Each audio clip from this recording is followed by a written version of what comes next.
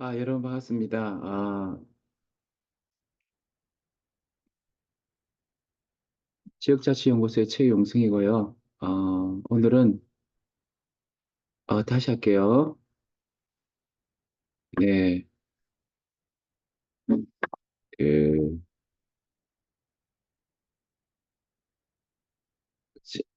조금만요.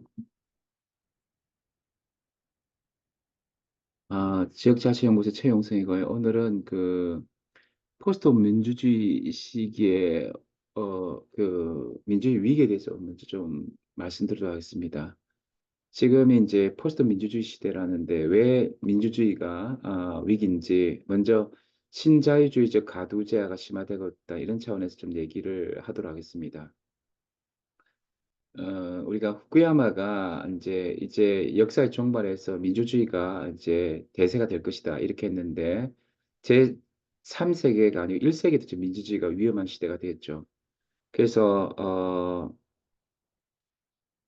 그 지금 민주주의가 이제 어떤 민주주의가 아니고 민주주의 실패 때문에 굳이 민주주의 따지지 말고 어 그냥 그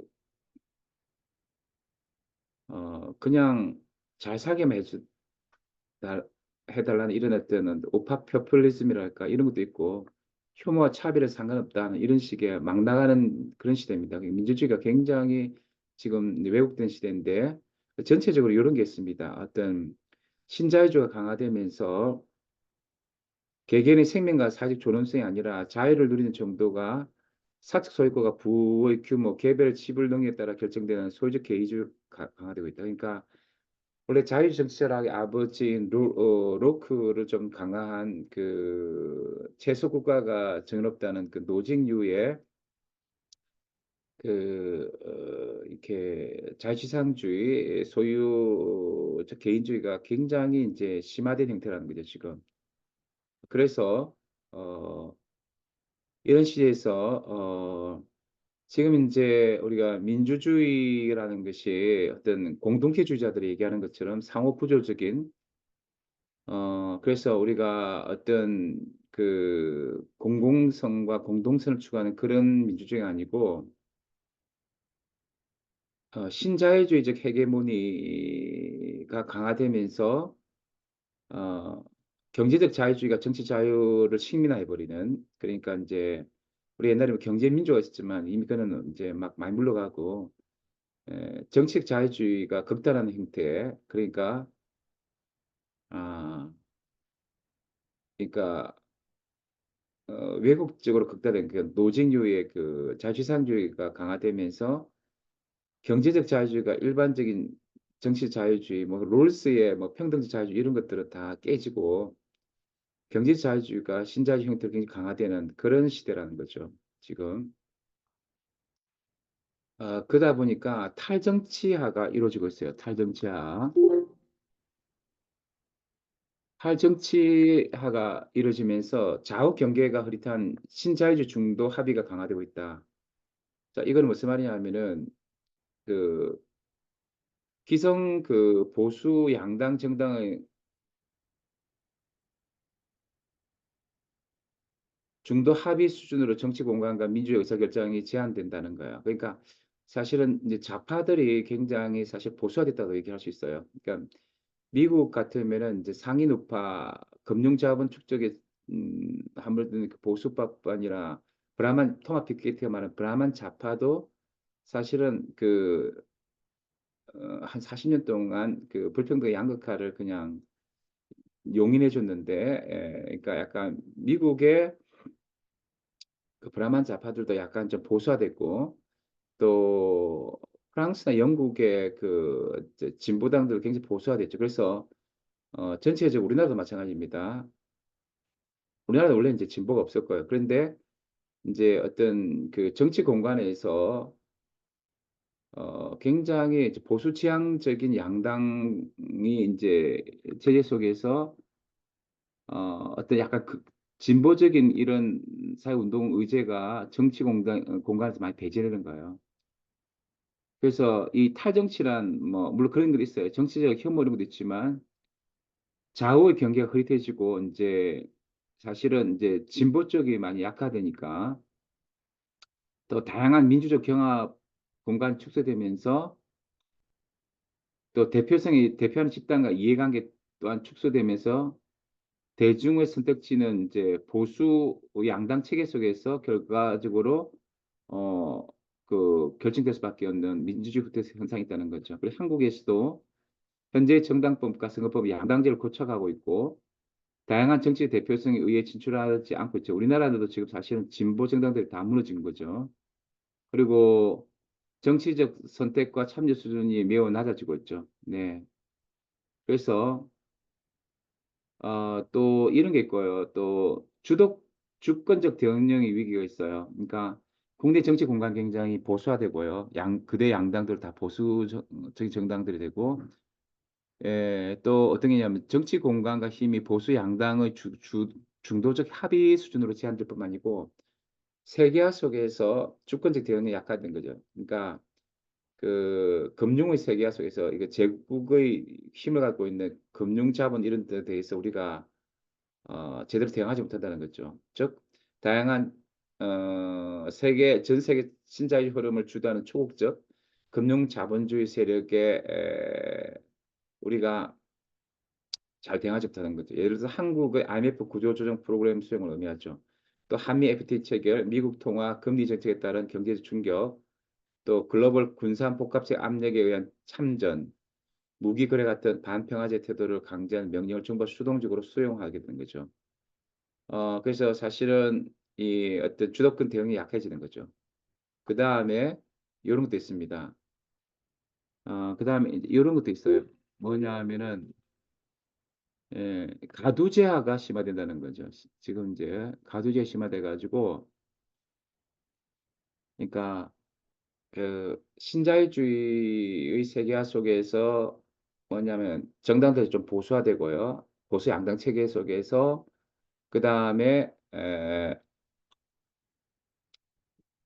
금융 자본의 공격에 대해서 제대로 대응하지 못하면서 미국도 뭐 브라만 좌파도 또 상인 우파도 불평등과 양극화를 용인하고 그 정당하고 또 프랑스나 영국도 마찬가지. 그러다 보니까 사회약자들이 또 또 이 뭐야 굉장히 힘들어지는 거죠. 사회약자는 일반 대중들이 공공성 위기와 함께 불안정도가 실제되죠. 그러니까 중산층이 미국이 이제 붕괴되잖아요.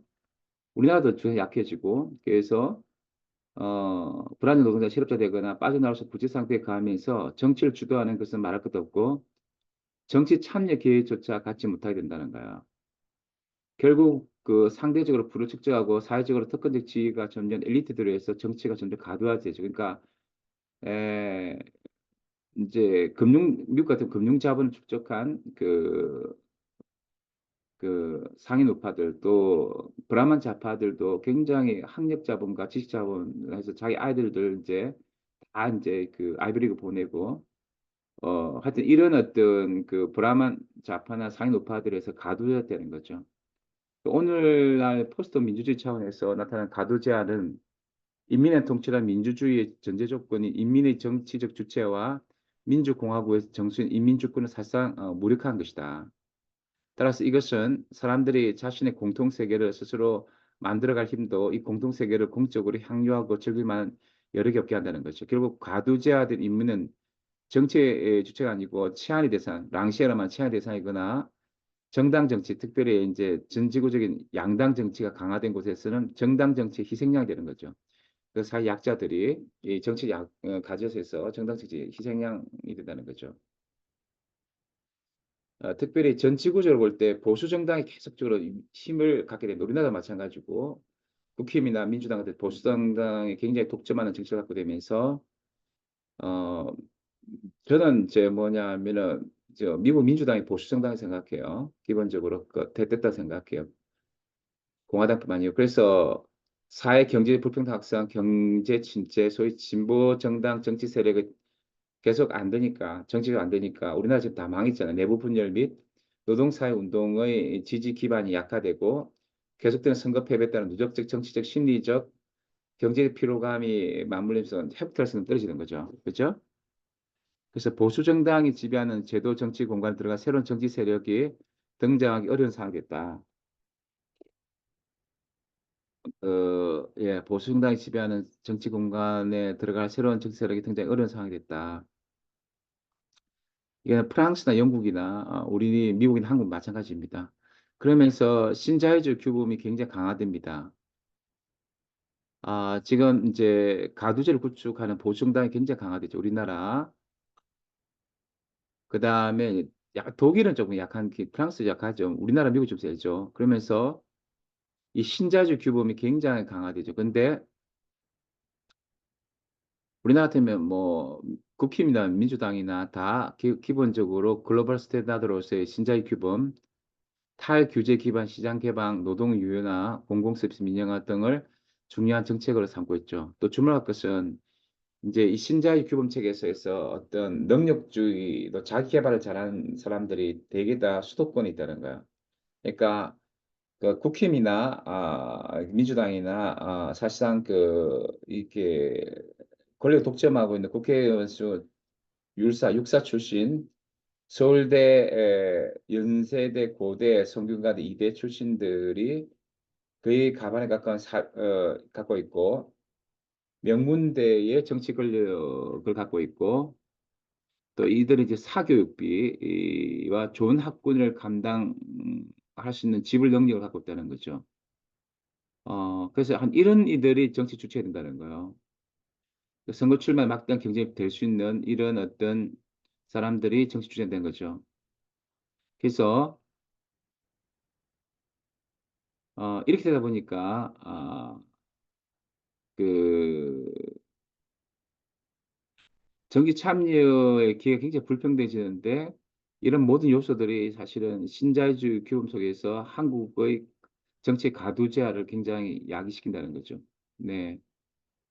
그리고 이런 한국 정치의 신자유 가두제화는 또 이제 신관료 집단의 가두제화와 관련됩니다. 그 무슨 말이냐면은 신관료적 권위주의가 강화되고 있다 이렇게 하는데 우리가 군부 정권에서의 그 관료적 권위주의가 아니고 최근에 신자유주의의 권위주의가 강화되고 있다는 거예요. 그 신자유 속에서 관료적 권위주의가 강한 신자유주의적 가두제 속에서 기술행정 관료 집단이 가두제의 핵심 위치를 차지하고 있다는 거예요. 그러니까 이제 이 약간 이제 기술 권력 그 기술 행정 관료 집단이 그 권력 그 집단의 그 조직화에 있어서 어떤 모순을 일으키면서 이 정치 행정 관료 집단이 대기업이나 유계 지식과 공생 협력 관계가 하면서 서울 중심으로서 자기들의 이해관계와 연관해서 경제 이익을 추구하는 그 신관료 권위주의 체제를 갖고 있다는 거죠. 그래서 이 정치 사회적 갈등 심한 상황에서 이에 대응하기 위해서 전통적 권위주의 방식 통치가 아니라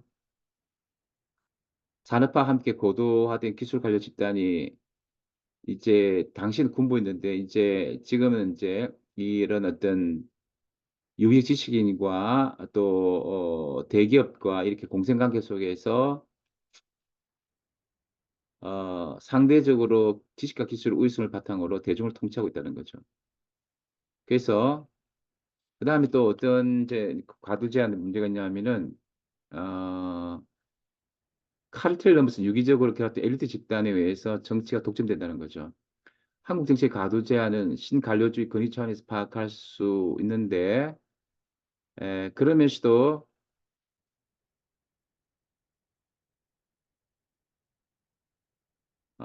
특별히 이제 엘리트 집단들이 그 뭐냐 하면은 정치를 독점하고 있다는 거예요. 군부가 아닌 민간 엘리트 집단이 관료 및 기업과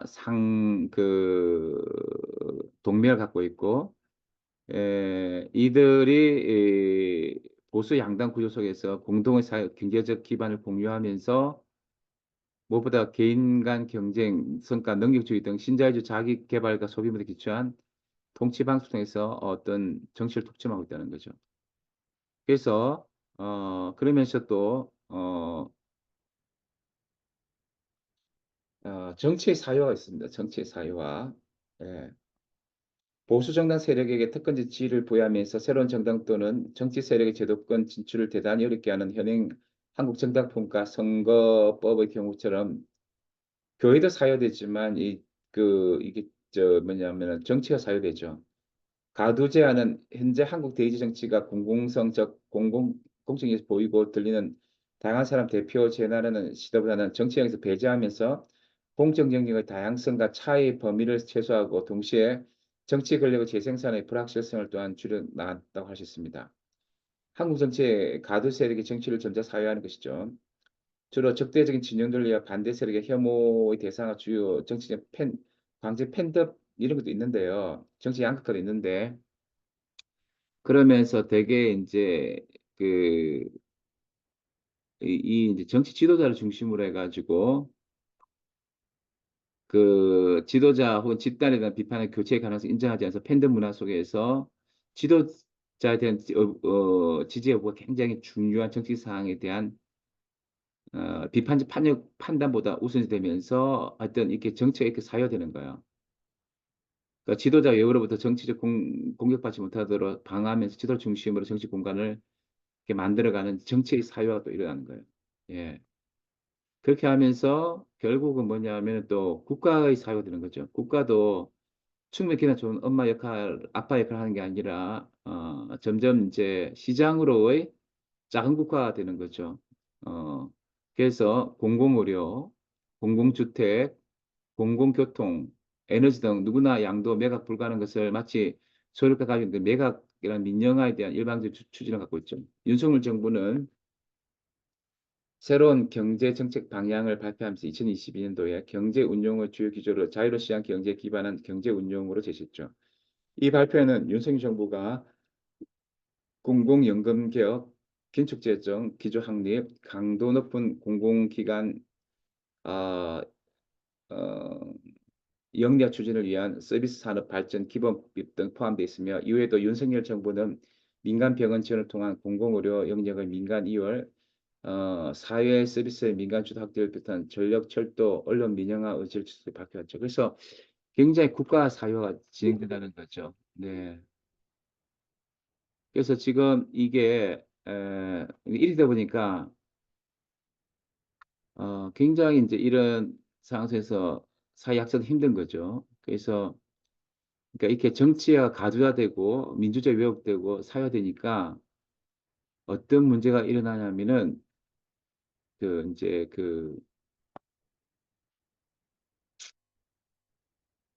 아, 예, 그 사람과 관계 또 인간과 비인간의 관계 갈등 조정하고 상호 협력과 조건을 기반으로 합의된 정치 제도가 이루어져야 되는데 그게 못하니까